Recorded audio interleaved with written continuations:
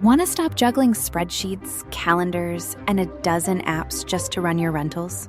Logify makes it easy. It's an all-in-one toolkit for hosts. Build a direct booking website, automate guest messaging, and keep all your channels in sync. Running your rental business your way has never been simpler. And for Good Morning Hospitality listeners, you can get 20% off any yearly plan with code GMH20. Just check the link in the show notes to get started today. Welcome to Good Morning Hospitality, your one-stop shop for the latest news, noteworthy trends, and thought-provoking discussions across the industry. From hotels and short-term rentals to all things travel and hospitality, you'll find each episode equips you with the information that you need to start your week. Join us on Good Morning Hospitality every Monday, wherever you get your podcasts.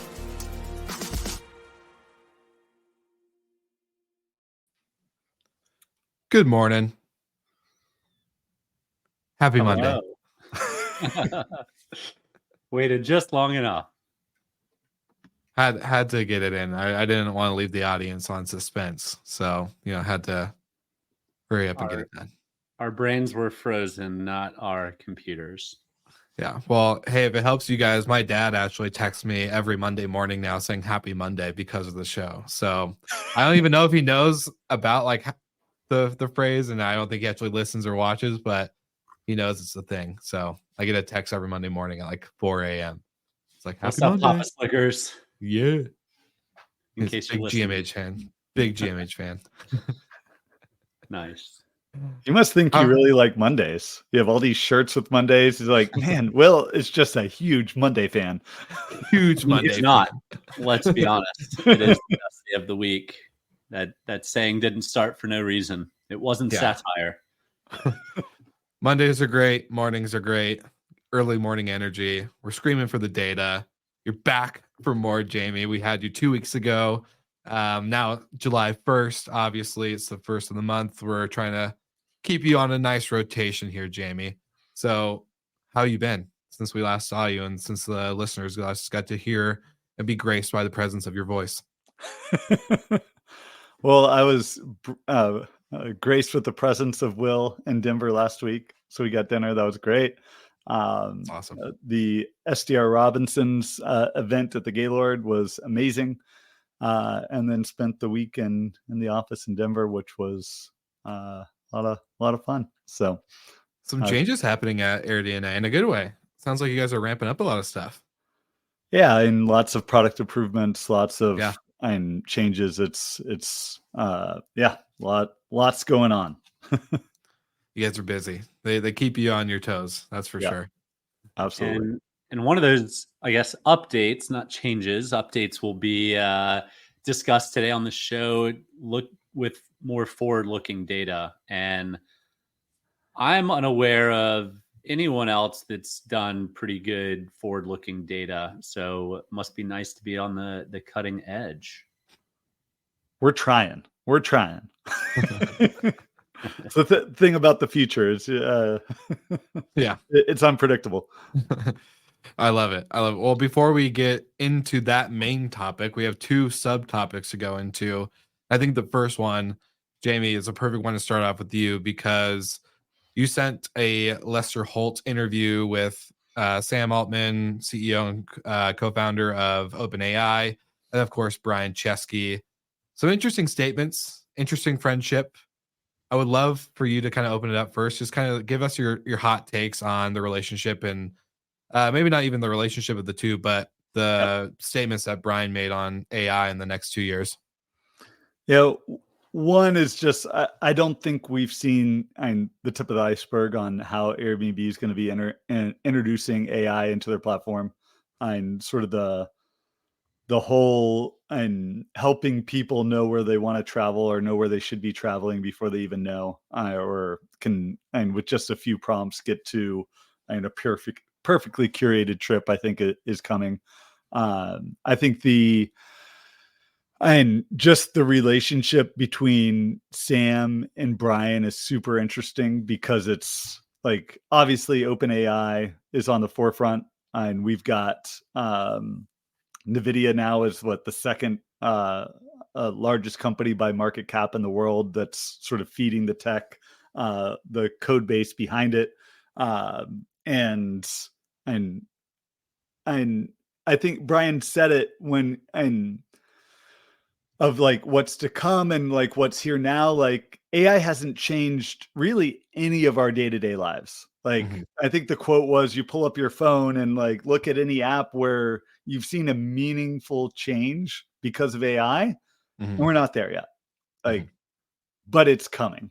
And I think and they were one of the only ones to sort of sort of shelve their plans of saying we want to make a big splash and we're not there yet. Like we need to learn, we need to study, we need to really see how we want the sort of consumer experience to change. And I think, and both with Sam and Brian, like there was this hesitancy of like, all right, things are going to change a lot over the next decade. We want to do it thoughtfully, and those that are doing it thoughtfully are probably going to see the greatest benefits in terms of their companies long term. Yeah, I think you mentioned it, the next 2 years, or the app, right? When you open your phone, nothing has changed comment really got me, especially because Michael, I'm always going to quote you on this, but you said way back when we were talking about like the summer release updates and stuff, that Brian Chesky doesn't think in weeks, months, years. He does think in decades. And to have the fact that he stated, in the next 2 years, because the CNBC reporter or whoever is interviewing him basically was like, when are we going to see AI like applied to the actual Airbnb app itself? And he said within the next 2 years. And I think that's really foreshadowing on kind of Brian's or Michael's statement about Brian being very decade like focused. And so one of the questions I want to kind of like ask you guys, and Michael, feel free to jump in on your thoughts and stuff. But I think like the overall approach that they're having is really interesting. And I think I don't know if it's actually just going to be like matchmaking vacation homes to travelers. I think like definitely more pushing towards the app again, social media type focus, which Brandy may not agree about. But I definitely think if Brian keeps pushing towards his app, I think it's kind of a hint and a sign that way. But we'd love to know your thoughts, Michael, too. Yeah, I'm formulating this thought as I go right now, but I think the breakdown of Airbnb could look like a social media app guest facing, because we know 80% of guests, thanks to Expedia's information, 80% of guests get their inspiration from social media. I don't see AI playing a big factor in trip inspiration. Maybe my feeble brain just can't understand why someone would have like a algorithm tell you where your next vacation is. I hate that personally, but I'll kick it to you, Jamie, with the question. But I do think there's a lot of AI on the host side of things that can make the host's job that much easier. And so if you look at right down the middle, AI goes towards hosts, social media goes towards guests or daily interactions, and you've got a bit of a super app there. So Jamie, what do you think? Do you think the AI is for both sides of the marketplace? Yeah, and how many times have you opened up Netflix and like known exactly what you're going to watch before you even open the app, versus you open it up and like Netflix suggestions like, you should watch this, Michael, like, or like and then when you get that perfect suggestion, you just click it. It's like, oh my God, this was an amazing, like, I went in, I didn't know what I want to watch. It suggested it, and this was perfect. Versus like, where did you hear about it though? Are you just relying purely on the algorithm, or did you hear about it on social media first, and then now they served it to you? Yeah, I believe in Will's sort of theory around moving people to the app, and you've got guests now, like you can add everyone on your trip. They've got to get the app as well to do sort of communication. Now you've got 10 people on your trip, all with the app. And now you've got 10 people that are now much more likely to potentially book a trip that the AI is going to suggest. And I think this all works around growing the pie of overall potential guests and finding inspiration for that trip that they might get notified on in-app. Yeah. And to your comment, Michael, shout out to Bestie AI for the host side of things. Just want to give them that shout out because they do crush it for all the operators out there. The #1 AI communication platform, just FYI. Anyways, did I say we're an advisor for them too? Just putting that out there too. Just want to make sure. But anyways, no, I think it's really interesting. I think there's a lot of moving ground, and I think it's going to be like the Skift article that we saw, and to kind of maybe close out this topic and move on to the next. The Skift article was kind of talking about is like, would we see Brian Chesky potentially leave his CEO spot to jump over to OpenAI and pull a Dara, right? Like Dara went from Expedia, jumps over to Uber. He's got a lot of experience in the travel sector. Brian Chesky has a lot of experience with regulations and working with counties and states and countries and all this other stuff, right? And granted, they're not perfect. There's still obviously bans in New York and soon to be Barcelona and all this other stuff. But, that was like the posing question is, would Brian Chesky pull a Dara and jump over to OpenAI? And before Michael jumps in, is Brian does make statements publicly that he is not officially involved in OpenAI as like an advisor or a board member or anything like that. Just a friend who gives advice to Sam throughout the journey. So that is my disclaimer statement. Michael, thoughts? He has 11 billion reasons to have zero interest in joining another company.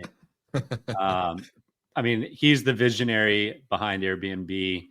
Nate and Joe had definitely a big effect into it, or a big impact in the businesses. But Brian's the visionary, and without Brian, does Airbnb become this social media platform? And do they roll out? Do they have the vision to roll out AI in a way that probably none of us are nailing on the head right now? And he thinks in decades. So I would be absolutely blown away if he does. And if they do, then Verbo and Booking need to be ready and just seize on the opportunity, because he is the lifeblood of that business. So I think there's a close to 0.0 chance of that happening. Him being involved on the board, maybe, but him going to run the business, I'd be blown away. Yeah, I don't disagree. I think it would be, I don't know. I do think about like, what would Brian's life be like without Airbnb? Like if he signed another 10-year agreement, right? So he's there for 10 more years. What does he do after? Does he extend? Like, how long can he keep going and running at that pace? I know it's his baby, but I wonder if there's ever a point where Brian, gets a step away. And Musk are in their 50s. They're all billionaires. But they've all added different lines of their business. So who knows? We know Brian's tried to add different lines to his business multiple times, and for whatever reason has failed pretty much every time. But he very much has not failed on his core offering. So do you want to know how our listeners cannot fail at their core offering in business, and by extending their normal just execution, is getting Sojo?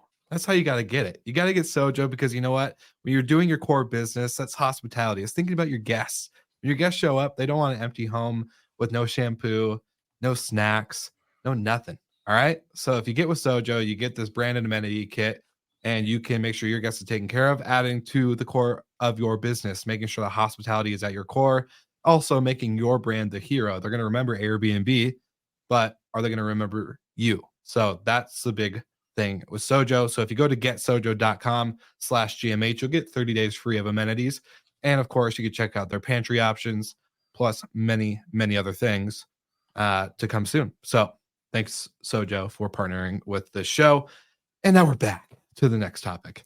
All right, Florida vetoes a short-term rental, a vacation rental bill, basically enforcing harder regulations on current and future existing operators.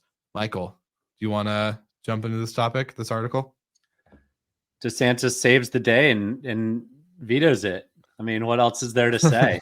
Florida's got one of the most friendly regulatory environments, and DeSantis comes in and maintains that. So big shout out to all those involved. I know Dennis at Cassiola was a leader in that movement. Definitely. Lino Maldonado, what's going on, buddy? Long time no chat. But it's guys like that keep this industry on firm ground. So well done to them. Well done to DeSantis. Yeah. Hope more governors see that. For sure. Well, and for the listeners, there's going to be a link in the show notes for the article about the bill if you had questions on, the vote. So it looks like it was approved 23 votes to 16. So it wasn't a landslide, but it was close. So, there's more information I will put in the show notes that you can be informed if you have properties there. All that good stuff. We'll make sure you have the information. Moving on to the main topic of the hour, or the main topic of the 30 minutes, is AirDNA's newest research. So, Jamie, of course, want you to have the spotlight, but basically the best vacation rental markets in the next 5 years is what AirDNA has whipped up. Would love to know what the listeners can expect from this report. Yeah, so this report just came out, and what we wanted to do was take maybe a slightly different approach than we typically do with just best markets to invest, but think about which markets are going to have the biggest sort of tailwinds over the next 5 years. And so when we started thinking about what's going to add tailwinds, because current supply demand dynamics, they're super important for making decision on yield and what markets makes most sense today. But for real estate, we talk about 5-10 year holds, the dynamics that are around today, and maybe this past 4 years are the best representation of that. How things were performing 2 years ago is not representative of what's going to be happening in the future. So we thought of what's going to be making the biggest change, or what has made the biggest change over the past 4 years, and what could be making the biggest change over the next 4 years. And that was population changes. So we've seen massive movements in population. We saw the Great Migration throughout 2021 and 2022. And what we know about and where people are moving from to, there was big difference in those type of markets. And what is the biggest predictor of where someone is going to vacation? It's where they live. So if we see all these movements and where people are living, we thought that this has to be having sort of long-term implications on the demand of vacation rentals in these markets. So you start with which markets saw the biggest sort of migration trends. And there's some areas Houston, Dallas, Phoenix, Tampa, Austin, Atlanta also saw the most in-migration over the past 4 years, where you saw markets like New York, LA, Chicago, San Francisco, Oakland, San Jose, which realized the most out-migration. So now with that information, which markets do you think would benefit most from those? And what we do is we go in and look at the feeder cities. So, and where people that live in those markets actually travel to, and then sort of back into which markets should see the most demand growth over time because of the increases in population, i.e. more people living in those feeder cities. Jamie, for the people that are like me, can you explain a feeder city? What's a feeder city? Yeah. So if we think about a market I'm in Atlanta, and where would you think people in Atlanta travel to for vacation? Gulf Shores. I don't know. Yeah. Beach. So you've got the North Georgia mountains, you've got Asheville, Santa Rosa Beach, Panama City, Amelia Island, Gatlinburg, Pigeon Forge.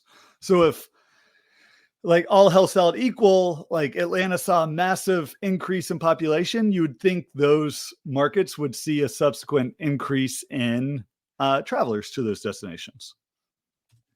Is there a radius or a drive distance time that it's kind of standard across it, or like No, if it's greater than 6 hours, it's nixed, or it's like people from Dallas are used to driving 14 hours to go anywhere. So like that's just a weekend trip. and we're looking at actual data of where those people are traveling to. So we analyzed like hundreds of millions of reviews on Airbnb, and because we can see in the guest reviews where they're from, and then the properties they're staying in. So this is based on all historical data of where people actually travel to, and to get rid of, because we did see people traveling much longer distances during the pandemic. We just look at the data over the past year. Yeah, and that's probably really good data, because this past year has been a large Reset drive to. Yeah. I see far fewer trips to Europe on my feed this summer than I did last summer. Yeah. But Jamie, to your question about Dallas, like Dallas, most people that live in Dallas are traveling to like Galveston, Broken Bow, Fredericksburg, Hot Springs, Arkansas, Corpus Christi. So those are the markets that would really benefit. So what do the results say? Historically speaking, so the travel movements or the migration movements that we've seen over the past 4 years, the top markets that sort of benefit from that are mostly in Texas, because Houston, Dallas, Austin, San Antonio, and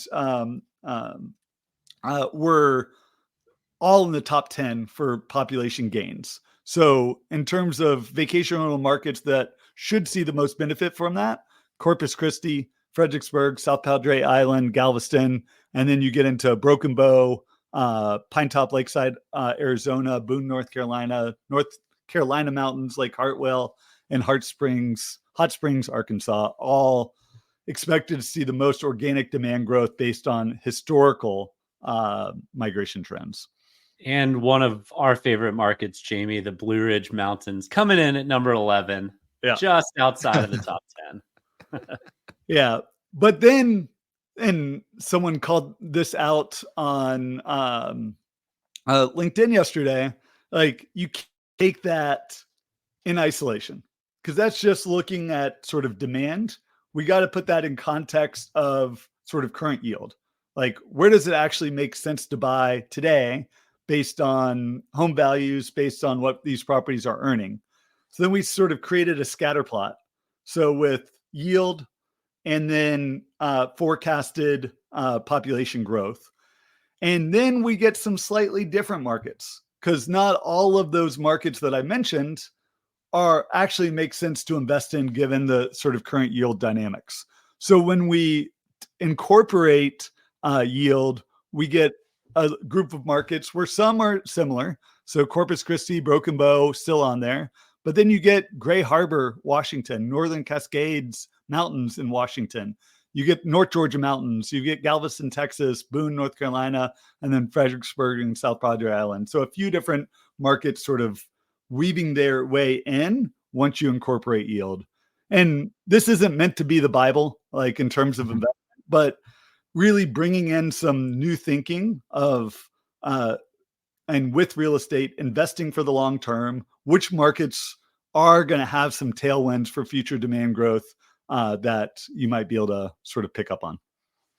I was going to say the North Cascades is doing really well for us. We have a couple investors on like Whidbey Island, like so the San Juans, and then of course the North Cascades, especially growing up from over there. It's a beautiful part of the state.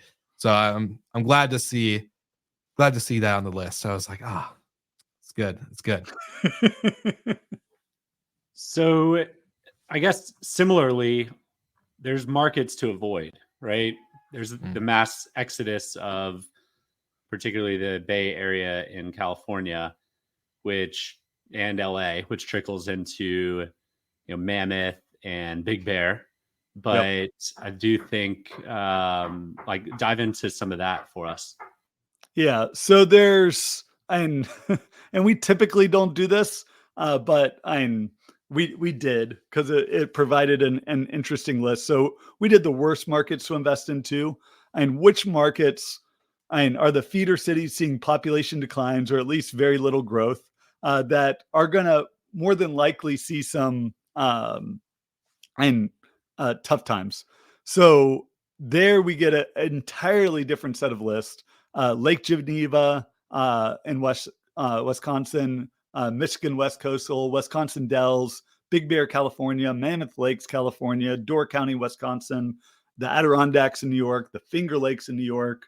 So a lot of these markets that are really the top travel destinations for people that live in New York, that live in LA, that live in San Francisco, where we haven't seen as much inbound migration, or we've seen a lot of outbound migration, both historically and expected in the future. So I know this might be a dumb question, so forgive me if this is a dumb question. You're like, did you even read the report, Will? But my question is, during COVID, we saw this big uptake in drive to destination travel. Yep. Is this going to become more normal now? I know Michael said there's less trips to Europe on his feed and all this other stuff this summer, but I want to know, are people even traveling at all in the sense of like the way they did with COVID? Are they still wanting to drive 30, 40, 50, 100 miles outside of town to go to a destination like you're kind of talking about right now?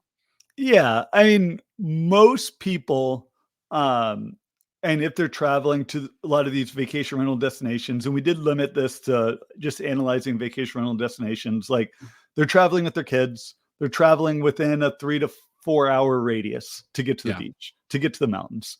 And that's demand that we've seen super stable over time. And we expect to be super stable in the future. Like there's just not much that's going to change me from driving with my kids down to Rosemary Beach, right? Or to Panama City.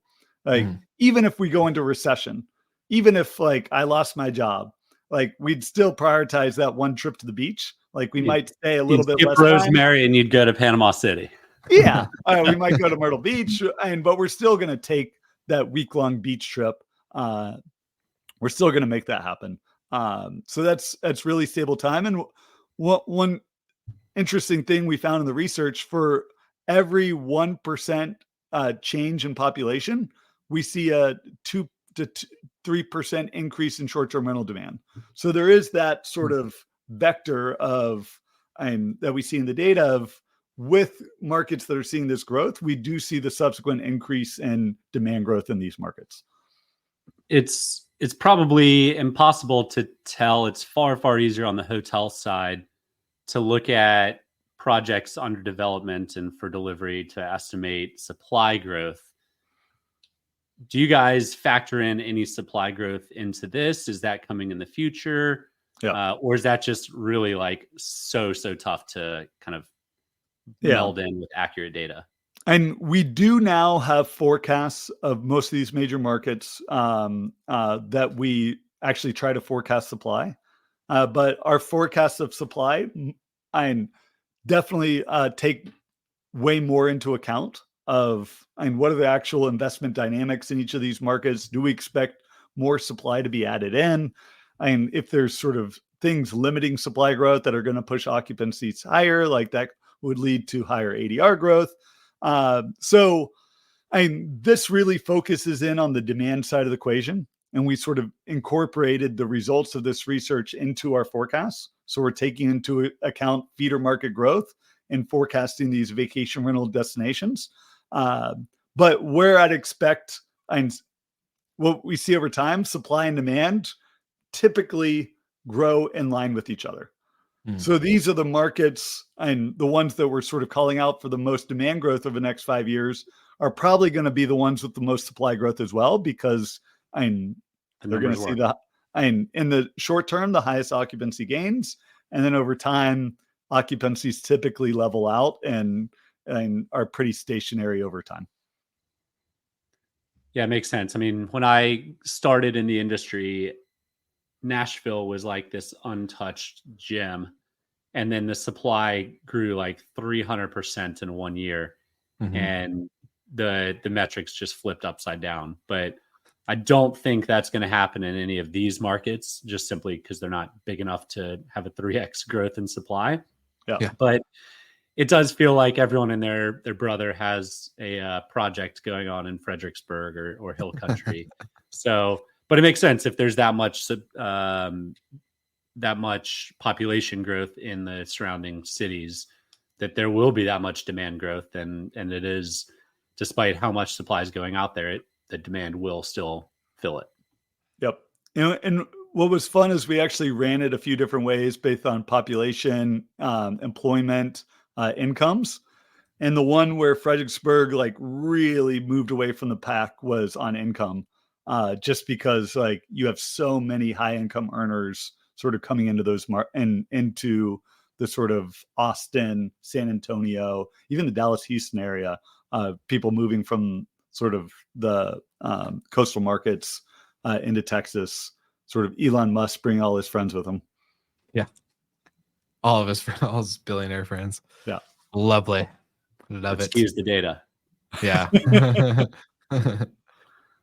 Shout out to Terry White for tuning in on the live. We saw Michael taking care of some dad duties during a live broadcast. You gotta respect the hustle. Gotta respect that grind. Little knock at the door. Just a little 5-year-old meltdown session. So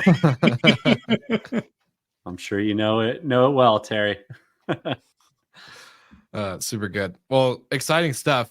Again, listeners, for anyone not on the live, this report will be in show notes. So grab it, study it, quiz Jamie on it, all the things. If you disagree with it, give me a shout out. If you like it, give me a shout out. Go on to Twitter, tag Jamie, tell him it sucks and why you don't like it. And then we'll debate, and then we'll cover the debate on the pod. It'll be a good show. Just kidding. We won't do that because the data doesn't suck. Awesome stuff. All right. What do you guys got going on for the 4th? Who's got fun plans? Jamie, I know you're on a plane on the 4th. Tell us what your plans I'll be traveling with my family, 2 kids up to Maine, Acadia National Park area. We'll be up there for 2.5 weeks. It's where my parents live. They have 4 short-term rentals up there. So we'll be just helping out the family business. Testing each one out for a few nights. Yeah. So I'll be chilling during the days, working at the Quiet Side Art Gallery and in Bernard, Maine, if anyone wants to come by and hang out. I don't think helping out the family business is going and staying 2.5 weeks during peak season. But nice justification. Yeah. Good. What's the point of being part of a family business if you can't enjoy the product every now and then, you know? Hey, so, amen. Yeah. Amen. What about you, Michael? What do you and the fam got going on for the 4th? Not a whole lot, man. Just barbecuing. Come on, tell me you got something going on. We'll definitely hit the grill and go to the pool. There you go. I love that. Love that for you. Get my tan on. Yeah, get your tan on. We never mind. I'm not gonna say it, but yeah, get your tan on. I can't wait. If anyone tries to reach out to me starting tomorrow afternoon, you're never gonna hear from me until the 7th. So not never. You're not gonna hear from me until the 7th. I'm out of office. I'm camping. I'm up at the mountains doing dispersed camping. Gonna pull out the good old sleeping bag for the summer, and it's gonna be a good time. I'm pumped. Have fun. Yeah, that's a long time in a sleeping bag. Too long for me, but well, I'm coming home the 6th, and then I gotta pack for our retreat, and I gotta fly out the 7th and meet with our videographer, drive down to you, and then see you. So this whole thing, like we got live from Auburn next week. Yep, we'll be live. We'll have Brandy on from remote, I believe, and then we're gonna crank off our first Good Morning retreats. It's gonna be fun. We're super sad that Jamie's not gonna make it, but he's gonna be spending 2.5 weeks in the family business property. So working from home. Yeah, I doubt he's gonna be much help from his computer unless he's pulling data for him. But I don't see Jamie going to go clean. The prices are too low. I love it. All right. So good morning, hospitality listeners. You know the drill. Like and subscribe. Thanks for tuning in on the lives. Again, shout out to Terry White. Anyone who comments in, we want to give you a shout out. And then, of course, we hope you guys all have a fun and a safe 4th of July weekend. If you're taking time off, spending time with family, friends, all the good stuff. Tune in. Good Morning Hospitality Europe. And, of course, Good Morning Hospitality Hotels. Actually, TBD. They may take the week off due to the holiday, but we'll see. And, of course, like and subscribe to all the channel stuff. And we'll see you guys again next week.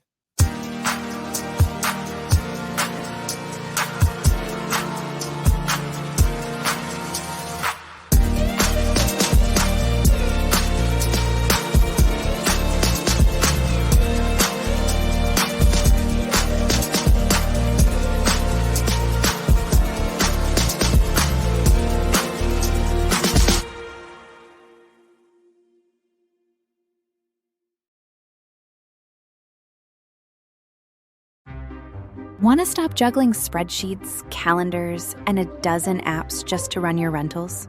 Logify makes it easy. It's an all-in-one toolkit for hosts. Build a direct booking website, automate guest messaging, and keep all your channels in sync. Running your rental business your way has never been simpler. And for Good Morning Hospitality listeners, you can get 20% off any yearly plan with code GMH20. Just check the link in the show notes to get started today.